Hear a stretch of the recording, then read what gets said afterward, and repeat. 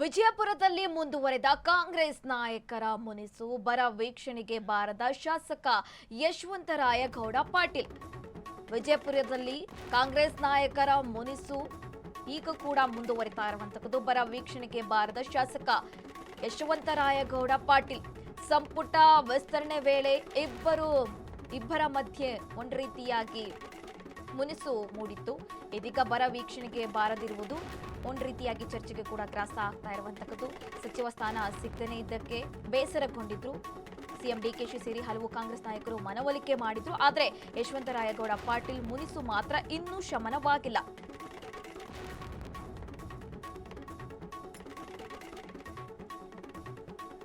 ವಿಜಯಪುರದಲ್ಲಿ ಕಾಂಗ್ರೆಸ್ ನಾಯಕರ ಮುನಿಸು ಮತ್ತೆ ಮುಂದುವರಿತಾ ಇರುವಂತದ್ದು. ಬರ ವೀಕ್ಷಣೆಗೆ ಬಾರದ ಶಾಸಕ ಯಶವಂತರಾಯಗೌಡ ಪಾಟೀಲ್ ಸಂಪುಟ ವಿಸ್ತರಣೆ ವೇಳೆ ಇಬ್ಬರ ಮಧ್ಯೆ ಮುಸುಕಿನ ಕುತ್ತಾಟ ನಡೆದಿತ್ತು. ಇದೀಗ ಬರ ವೀಕ್ಷಣೆಗೆ ಬಾರದಿರುವುದು ಮುನಿಸು ಮತ್ತಷ್ಟು ಮುನ್ನೆಲೆಗೆ ಬಂದಿರುವಂತದ್ದು.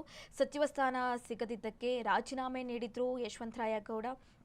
ಸಿಎಂ ಡಿಕೆಶಿ ಸೇರಿ ಹಲವರು ನಾಯಕರು ಮನವೊಲಿಕೆ ಮಾಡಿದ್ರು ಕೂಡ ಮುನಿಸು ಮಾತ್ರ ಇನ್ನೂ ಶಮನವಾಗ್ತಾ ಇಲ್ಲ. ಮತಕ್ಷೇತ್ರದಲ್ಲಿ ಬರ ವೀಕ್ಷಣೆ ಮಾಡದೆ ಗೈರಾಗಿ ಅಸಮಾಧಾನ ಹೊರಹಾಕ್ತಾ ಇದ್ದಾರೆ ಶಾಸಕ ಯಶವಂತರಾಯಗೌಡ ಪಾಟೀಲ್.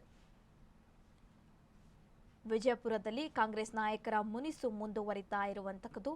ಸಂಪುಟ ವಿಸ್ತರಣೆ ವಿಚಾರದಲ್ಲಿ ಈ ವೇಳೆ ಹಲವರು ಹಿರಿಯ ಶಾಸಕರು ಅಸಮಾಧಾನ ಹೊರಹಾಕಿದ್ರು. ಹಾಗೆ ಯಶವಂತರಾಯಗೌಡ ಪಾಟೀಲ್ ಅವರು ಕೂಡ ರಾಜೀನಾಮೆ ನೀಡಿದ್ರು. ಈ ಸಂದರ್ಭದಲ್ಲಿ ಸಿಎಂ ಡಿಕೆಶಿ ಸೇರಿ ಹಲವು ನಾಯಕರು ಕೂಡ ಮನವೊಲಿಕೆ ಮಾಡಿದ್ರು. ಇದೀಗ ಮತ್ತೆ ಅವರ ಮುನಿಸು ಶಮನವಾಗಿಲ್ವಾ ಅಂತ ಪ್ರಶ್ನೆಗಳು ಉದ್ಭವ ಆಗ್ತಾ ಇರುವಂತದ್ದು. ಯಾಕೆಂದ್ರೆ ಮತಕ್ಷೇತ್ರದಲ್ಲಿ ಬರ ವೀಕ್ಷಣೆ ಮಾಡದೆ ಗೈರಾಗಿ ಅಸಮಾಧಾನ ಹೊರ ಹಾಕ್ತಾ ಇದ್ದಾರೆ.